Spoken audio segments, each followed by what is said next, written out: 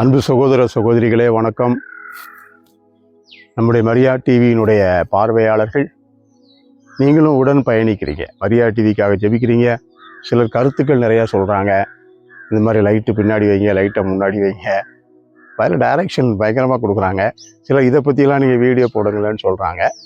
இப்போ தொடக்கத்திலேயே ஒரு சின்ன வேண்டுகோள் என்னென்னா, உங்களுடைய உதவி தேவை. இப்போ இந்த என்னுடைய வீடியோக்களை எடிட் பண்ணுறதுக்கு ஆழ்வம் 2 தம்பிங்க செஞ்சுக்கிட்டு இருக்கிறாங்க. பட் அவங்களுக்கு பணிப்பொழு அதிகமாக இருக்குது, செய்ய முடியாத சூழ்நிலை வருது. அதனால் நீங்களோ இல்லை உங்களுக்கு தெரிஞ்சவங்க யாராவது கொஞ்சம் நல்லா எடிட் பண்ணுறவங்க இருந்தாங்கன்னா நீங்கள் தொடர்பு கொள்ளுங்கள், பேருதவியாக இருக்கும். அன்பார்ந்தவர்களே, இன்றைக்கு நாம் நல் வெற்றி அன்னை அவங்கள பற்றி தான் பார்க்க போகிறோம். பாத்திமா அன்னை, லூர்து அன்னை, அவங்க காட்சி கொடுத்த இடத்த வச்சு அவங்களுக்கு பெயர். ஆனால் நல்வெற்றி அன்னை அப்படி அல்ல. 16ஆம் நூற்றாண்டில் 1594 பிப்ரவரி மாதம் 2ஆம் தேதி தென் அமெரிக்காவினுடைய ஒரு வடமேற்கு மூலையில் இருக்கக்கூடிய ஈக்குவட்டார் அப்படிங்கிற நாடு, அது ஒரு காலனி நாடு. அப்போ அந்த நாட்டினுடைய தலைநகரம் குயிட்டோ. அதில் அமல அன்னை சகோதரிகளுடைய கன்னியர் இல்லம். அதில் சிஸ்டர் மரியானா ஆலயத்தில் ஜெபம் பண்ணிக்கிட்டு இருக்கிறாங்க. திடீர்னு நற்கருணை பேழையிலிருந்து இந்த கல்வாரி காட்சி அப்படியே வெளியே வருது. சிலுவையில் இயேசு அந்த இரத்தத்தோடு இந்த நற்கருணை பேழையிலிருந்து வரும்போது தான் சிஸ்டர் பயந்துட்டாங்க. ஒன்று குரல் கேட்குது, நீ பயப்பட வேண்டாம், இது உனக்கானது இல்லை, 20ஆம் நூற்றாண்டுக்குள்ளது. அப்போ சிஸ்டர் கேட்குறாங்க, நீங்கள் யாரு அப்படின்னு கேட்குறாங்க. அப்போ மாதா சொல்கிறாங்க, நான் தான் நல் வெற்றி அன்னை, மதர் ஆஃப் குட் சக்ஸஸ் அப்படின்னு சொல்கிறான். எதுக்காக குட் சக்ஸஸ் பின்னாடி பார்ப்போம். எல்லா காட்சியிலுமே 2 விஷயங்கள் இருக்கும். ஒன்று என்ன, மரியாள் சொன்ன செய்தி, இன்னொன்று அதோடு தொடர்புடைய அற்புதம், அதிசயங்கள் நடந்திருக்கும் நிச்சயமா. இந்த காட்சியிலையும் 2மே உண்டு. ஏன் அதிசயம் அற்புதம், இயேசு ஏன் அதிசயம் அற்புதங்களை செய்தார், சில காரணங்கள் இருக்கும். அதில் ஒன்று என்னன்னா, இவரே இறைமகன், இவருடைய வார்த்தையே உண்மை என்று எல்லாரும் அறியும்படியான அற்புதங்கள். அதே போலதான் மரியாளுடைய காட்சியும் அந்த காட்சியில சொல்லப்பட்ட செய்தியும் உண்மையானது, அது இறை வெளிப்பாடானது அப்படிங்கிறதுக்கான அற்புதம். 2 தொடரை பார்ப்போம். இந்த தொடரில் அந்த அற்புதத்தை முதல்ல பார்த்துரும், கொஞ்சம் நல்லா இருக்கும்ல பார்த்தா. அடுத்த தொடரில் செய்தி போ, ஏன்னா இல்லைன்னா பெரிய தொடராகும், நீங்கள் ரொம்ப வேகமாக ஃபாஸ்ட்டாக ஓட்டி விட்டு பார்த்துட்டு போயிடுவீங்க. இப்போ இந்த அற்புதம் என்ன, சிஸ்டர் கோயிலில் ஜெபம் பண்ணாங்க. மாதாவோட காட்சி துவங்கியது. மொத்தம் 40 வருஷத்தில் 7 காட்சிகள். மரியாள் 1599ஆம் ஆண்டு சிஸ்டர் மரியானாவுக்கு காட்சி கொடுத்து, என்னை நல்லா பார்த்துக்கோ, இதே மாதிரி ஒரு சுரூபம் நீ எனக்கு செய்யணும் அப்படின்னு சொல்கிறாங்க. இந்த சிஸ்டருக்கு அப்பவுமே விலை போச்சு, சுரூபம் நம்ம கடா போய் செய்ய. உடனே மாதா சொல்கிறாங்க, இந்த சுரூபத்தை நீ செய்யணும். ஏன்னா மாதா காட்சி கொடுக்குற இடங்களெல்லாம் பாருங்களேன், ஒன்று மாதாவுக்கு கோயில் கட்ட சொல்லுவாங்க, இல்லைன்னா சுரூபம் செய்ய சொல்லுவாங்க. இந்த சுரூபம் ரொம்ப முக்கியமானது. பார்த்தீங்களா, நம்முடைய திருச்சபையினுடைய பாரம்பரியத்தில் ரொம்ப முக்கியமான ஒன்று. ஆனால் இன்றைக்கு அன்னை மரியாளுடைய செய்தியிலே அது இருக்குங்க. இன்னைக்கு சுரூபங்கள் மிக தவறான ஒரு கண்ணோட்டத்தை நோக்கி, ஒரு தவறான போக்கை நோக்கி போய்கிட்டு இருக்கு. ரொம்ப ரொம்ப கவனமாக இருக்க வேண்டியிருக்கு நம்ம. ஏன்னா இப்போ இந்த மாதத்துலேயே 2 சம்பவம் நடந்துச்சுங்க. ஆஸ்திரியாவில் லின்ஸ் அப்படிங்கிற நகரத்தில் சென்ட் மேரிஸ் கத்தீட்ரல் பேராலயம், அதில் உள்ள ஒரு சின்ன ஹால், அதில் கலை பொருட்கள்லாம் வச்சுருக்கேன்னு சொல்லியிருக்கிறாங்க. அதில் அன்னை மரியாளுடைய பிரசவ சுரூபம் ஒன்று வச்சிருக்கிறாங்க. அதுதான் இப்போ பெரிய பிரச்சனையாயிருக்கு. அன்னை மரியாள் இயேசுவை பெற்றெடுக்கிற அந்த பிரசவ காட்சி, மரியாள் ஒரு பாறை மேலே கையை பின்னால் ஊனி தலையை மேலே தூக்கி அவர்கள் பிரசவிக்கிறது மாதிரி, இடுப்புக்கு மேலே தான் அன்னை மாதாவுக்கு ட்ரெஸ் இருக்குது, இடுப்புக்குள்ள ட்ரெஸ் கிடையாது. ஒன்று. இந்த சுரூபத்தை பார்த்த பலருக்கும் மனவேதனை. மரியாதை இவ்வளவு அசிங்கமாக கேவலமாக பண்ணி வச்சுருக்காங்களே. இதில் என்னன்னா, நமக்கு தெரியும் மரியாளுக்கு பிரசவ வேதனை கிடையாது. ஏன்னா பிரசவ வேதனை என்பது ஜென்ம பாவத்தால் வந்தது தான். அப்போ இவங்களுக்கு ஆனால் அந்த சுரூபம் பிரசவ வேதனை எடுக்கிறது மாதிரி மாதா முகத்துலேயும் உடம்புலையும் ஒன்று. ரெண்டாவது என்ன கேள்வினா, இது எப்படி அங்குள்ள 1000 குருக்களும் அனுமதிச்சாங்க? இப்போ என்ன சொல்கிறாங்க, இது ஒரு கலைப்பொருள் தானே. இப்போ அதுதான் முக்கியமான. இப்போ சுரூபத்தை கலைப்பொருளாக பார்க்குறாங்க. ஒரு காலத்தில் நம்ம சுரூபமாக காலங்காலமாக கடவுள் அதன் வழியாக செயல்படவும் நாம் அதை வணங்கி அதன் வழியாக கடவுளை சென்றடையவுமாக இருந்த சுரூபம் கலைப்பொருள் தானே, என்னாலும் செய்யலாம்ல அப்படி சொல்கிறாங்க. இப்போ நம்மள்ட்டே அந்த பிரச்சனை இருக்குங்க. இப்போது தூங்குற சூசையப்பர் சுரூபத்தை கொண்டு வந்தாங்க, ஸ்லீப்பிங் ஜோசப்னு சொன்னாங்க.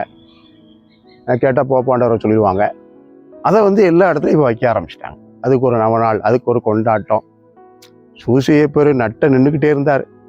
எத்தனையோ வருஷமாக நட்டுக்கு நின்றுக்கிட்டே இருந்தார், கண்ணை திறந்துக்கிட்டே இருந்தார். அப்போல்லாம் என்ன ஜெபிச்சாங்கன்னு தெரியல.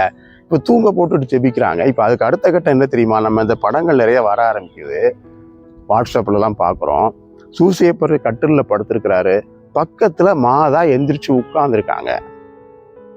இப்போ இதில் என்ன அர்த்தம், மாதா சூசையப்பரோட படுத்திருந்தாங்க, இப்போ எந்திரிச்சு உட்கார்ந்துருக்குறாங்க. இன்னும் ஒரு சிலர் ரெடியாக இருக்கிறாங்க, சில குருக்களே ரெடியாக இருக்காங்க. அதை ஒன்று சுருவம் செஞ்சிருவாங்க, அதுக்கு ஒரு பேரை வச்சுருவாங்க. அப்போ என்ன அர்த்தம், காலங்காலமாக நம்முடைய திருச்சபையின் போதனைக்கும் வழிகாட்டுதலுக்கும் எதிராக, கடவுளுடைய வார்த்தைக்கு எதிராக இந்த சுருவங்கள் இன்றைக்கு பயன்படுத்தப்படுகிறது. நம்ம ரொம்ப ஏன்னா அப்புறம் தாய்மை மாதம் ஆனாங்க, அப்புறம் திருக்கல்யாண மாதம் ஆனாங்க, என்னமோ கொண்டு போய்கிட்டே இருக்காங்க புதுசு புதுசாக. ஏன்னா மாதா தாய்மை மாதா இல்லைன்னா குழந்தை பாக்கியம் கொடுக்க மாட்டாங்களா? இப்படி தாங்க ஒவ்வொன்றா புதுசு புதுசாக இவங்களை உருவாக்க ஆயர்கள் எப்போதும் போல் அமைதியாக இருப்பார்கள். அப்புறம் ஆட்டோமேட்டிக்காக நடந்துக்கிட்டே. இப்போது நீங்கள் ஆஸ்திரேலியாவில் அடலைடுங்கிற இடத்துல ஒரு சுரூபம் 16ஆம் நூற்றாண்டில் வாழ்ந்த திரு மார்ட்டின் டி போரஸோட சுரூபம் இருக்குதுங்க. இப்போ தான் கொண்டாந்து வச்சிருக்கிறாங்க. அந்த சுரூபத்தை வியட்நாமில் செஞ்சு கொண்டாந்து வச்சுருக்காங்க. அது பெரிய பிரச்சனையாயிருக்கு. ஏன்னா மார்ட்டின் டி போரஸ் பக்கத்தில் இருக்கிற சிறுவனுக்கு ரொட்டி கொடுக்குற மாதிரி அந்த சுரூபம். ஆனால் அதை பார்க்கும்போது புனித மார்ட்டின் டி போரஸ் ஓரின சேர்க்கையாளர் அப்படிங்கிற மாதிரி இந்த சுரூபம் தோற்றம் அளிக்குது. இன்றைக்கி பெரிய பிரச்சனை அந்த சுரூபத்தை மூடி வச்சுருக்காங்க. ரொம்ப கவனமாக இருக்கணும், போகிற போக்கு சரியில்லை. இதை தான் மாதா நல்வெற்றி அன்னை சொன்னாங்க. இப்போது நம்ம காட்சிக்கு வருவோம். அன்னை மரியாள் காட்சி கொடுத்த போது எனக்கு ஒரு சுரூபம் செய், நீ நல்லா பார்த்துக்கோ, ஒரு சுரூபம் செய் அப்படின்னு சொன்னாங்க. சொல்லிட்டு என்ன சொன்னாங்கன்னா, நீ இப்போ நீ அளவெடு அப்படின்னு சொல்கிறாங்க. இந்த சிஸ்டர் விடத்து போய்ட்டு அளவெடுக்கவா, இனி அளவெடுக்க கேட்ட டேப்புலாம் எங்கம்மா இருக்குது, உன் இடுப்பில் நீ கட்டியிருக்கிற கயிறு இருக்குல்ல, பிரான்சிஸ்கன் கயிறு, அதை வச்சு எனக்கு அளவெடு அப்படிங்கிறாங்க. ஒன்று இந்த சிஸ்டர் அது 10ஆவதுமா, அது சின்ன கயிறு 8ஆவதுமா அப்படிலாம் சொல்லி பார்க்காங்க. நீ அளவெடு உடனே. இந்த சிஸ்டருக்கு பயம். ஆமாம், ஒன்று மாதா சொல்கிறாங்க, உன் கயிறோட ஒரு முனையை என் வலது கையில் வச்சுக்கோ, இன்னொரு முனையை என் பாதத்தில் வச்சுக்கோ, அழ அப்படிங்கிறாங்க. சிஸ்டர் பயப்படுறாங்க. ஏன்னா 2 சாமுவேல் 6ஆம் அதிகாரம் 6-7 வசனங்களில் வாசிக்கிறோம். அந்த ஊசா உடன்படிக்கை பிள்ளை தொட்டதனால செத்து போயிட்டார். அந்த சிஸ்டருக்கு மனசில் அந்த பயம், நம்ம போய் எங்கே மாதாவை தொட்டுக்கிட்டு என்ன ஆயிருமோன்ட்டு எடுத்து கயிறு எடுத்து அப்படி சொல்கிறாங்க மாதா. அப்போ அந்த சிஸ்டர் இப்படியே முழிச்சுக்கிட்டு திடீர்னு மேலே பார்க்குறாங்க. மாதா கையில் இடது கையில் இருந்த குழந்தை இயேசு. ஏன்னா அந்த மாதா எப்படி காட்சி கொடுத்தாங்கன்னா, இடது கையில் குழந்தை இயேசு, வலது கையில் ஒரு செங்கோலும் திறவுகோலும் இருக்கும். அந்த செங்கோல் திறவுகோல் எதுக்கு, அந்த துறவர சபைக்கு, அந்த அமல அன்னை சபைக்கு நான் தான் தலைவி, நான் தான் நிறுவனர், எனக்கு தான் எல்லா அதிகாரமும் மாதா சொல்கிறாங்க. ஒன்று இடது கையில் குழந்தை இயேசு இருக்காங்க. இந்த சிஸ்டர் நிமிர்ந்து பார்க்குறாங்க. குழந்தை இயேசு அந்த கயிறை எடுத்துக்கொண்டு மாதாவோட நெற்றியில் வச்சுட்டார். வச்சுட்டு கீழே பார்க்குறாரு. என்னன்னு, நீ கீழே பாதத்தில் பிடிமா அப்படின்னு கேட்க வச்சுக்கணும். சிஸ்டர் அரண்டு போயிட்டாங்க. குழந்தை இயேசு கையில மேலே பிடிச்சிருக்கிறாரு. இவங்க பாதத்தில் அளக்குறாங்க. அளந்து முடிச்சாச்சு. சுருவத்தை போயிட்டாங்க. ஆட்சி முடிஞ்சிருச்சு. போச்சு 10 வருஷம் ஆச்சு, சுருவம் செய்யலை. மாதா மீண்டும் காட்சி கொடுக்காங்க. 1610ஆம் ஆண்டுல மாதா மீண்டும் காட்சி கொடுத்து கண்டிக்கிறாங்க. நான் சொல்லி 10 வருஷம் ஆச்சு, இன்னும் சுருவம் செய்யாமல் இருக்கிறேன்னு சொல்லி கொஞ்சம் எச்சரிக்கிறாங்க, கண்டிக்கிறாங்க. சொல்லிட்டு சொல்றாங்க, அடுத்த ஆண்டு 1611ஆம் ஆண்டு பிப்ரவரி 2ஆம் தேதி என் சுரூபம் ரெடியா இருக்கணும். ஏன்னா புனித நல்வெற்றி அன்னையினுடைய திருவிழா பிப்ரவரி 2ஆம் தேதி. காணிக்கை மாதா திருநாள் அன்னைக்கு தான் இந்த திருவிழாவும். அதனால என் திருவிழாவுக்கு கூட ரெடியா இருக்கணும். என்ன செய்ய சொல்லிட்டாங்க. அந்த சிஸ்டர் போய் அங்க இருக்க பிஷப்பை பார்க்க போறாங்க. போயிட்டு வராங்க. 2 நாள் கழிச்சு திரும்ப மாதா காட்சி கொடுக்குறாங்க. ஏன்னா இந்த சிஸ்டர் இதுக்கு சரிப்பட்டு வராது அப்படின்னு மாதா தெரிஞ்சு மாதா என்ன செய்யறாங்க, அந்த சிஸ்டர்கிட்ட சொல்றாங்க, இந்த ஊர்ல ஒரு கைவினை கலைஞர் இருக்கிறார். கடவுளுக்கு ரொம்ப பயந்தவர், கடவுளுடைய கட்டளையை கடைபிடிக்கிறவர், திருச்சபைக்கு உண்மையா இருக்கிறவர். அந்த ஒரே ஒரு ஆள் தான் அந்த ஊர்ல இருக்கார். அந்த கைவினை கலைஞர் திரு பிரான்சிஸ்கோ டெல் காஸ்டிலோ அவர் பேர். அவர்கிட்ட போய் சொல்லி அவரை சுரூபத்தை செய்ய சொல்லு மாதா சொல்லிட்டாங்க. ஆனால் இவங்க போய் சொன்னாங்க. அந்த கைவினை கலைஞர் வந்தார். வந்து சுரூபத்தை செய்கிறாரு. எல்லாம் முடிச்சிட்டாரு. பெயிண்ட் இல்லை. மாதா முகத்துலேயும் இயேசு முகத்துலேயும் அடிக்கிற பெயிண்ட் இல்லை. எங்கே கிடைக்கும்? கொலம்பியாவுக்கு போனோம். அப்போ நான் கொலம்பியாவுக்கு போகிறேன், போய் நான் பெயிண்ட் வாங்கிட்டு 2ஆம் தேதிக்குள்ளே எப்படி வந்துடுவேன் அப்படின்ட்டு பெயிண்ட் வாங்க போயிட்டார். போயிட்டு 1ஆம் தேதி வராரு. வந்து சுருவத்தை பார்க்குறாரு. பார்த்துட்டு முழங்கால் போட்டு கதறி அழுகிறார். ஏன்னா சுருவம் பெயிண்ட் அடிச்சு பிரம்மாண்டமா அழகா சூப்பரா இருக்கு. இவருக்கு பார்த்து ஆச்சரியம். நான் பெயிண்டை இப்பதான் வாங்கிட்டு வரேன், அதுக்குள்ள பெயிண்ட் அடிச்சிருக்குது. அவ்வளோ அற்புதமா இருக்கு அந்த சுருவம். எப்படி நடந்த அவசரம், எந்த மனுஷனும் இதை செய்யல. அந்த கைவினை கலைஞர் சொல்றார். அப்போ அன்னை மரியாள் சிஸ்டர் மரியானாவுக்கு ஒரு காட்சியில காமிக்கிறாங்க. நற்கருணை பேழை, அதுக்குள்ள இருந்து 3 கடவுள் வெளிவருகிறார். மிக்கேல், கபிரியேல், அதி தூதர்கள் முன்னாடி முழங்கால் போட்டு அவங்கள வணங்கி ஆராதிக்கிறாங்க. இன்னொரு பக்கத்துல அன்னை மரியாள் தூதர்கள் புடைசூழ வந்திருக்கிறாங்க. அப்ப அங்க பிரான்சிஸ் அசிசியாரும் வரார். அவர் இந்த 3 அதி தூதர்கள் இருக்கிறாங்களே, புனித மிக்கேல், புனித கபிரியேல், புனித ரபேல், இவங்களை கொண்டு போய் புனித பிரான்சிஸ் அசிசியார் சொல்ல சொல்ல சொல்ல இவங்க அந்த சுரூபத்துக்கு பெயிண்ட் அடிக்கிறாங்க. அன்னையினுடைய முகத்தையும் புனித குழந்தை இயேசுனுடைய முகத்தையும் மிக அற்புதமாக பெயிண்ட் அடிக்கிறாங்க. இதை மாதா காமிக்கிறாங்க. இன்றைக்கும் அந்த சுரூபம் இருக்குது. ஸ்பெயின் நாட்டில் இருக்குது அந்த சுரூபம்.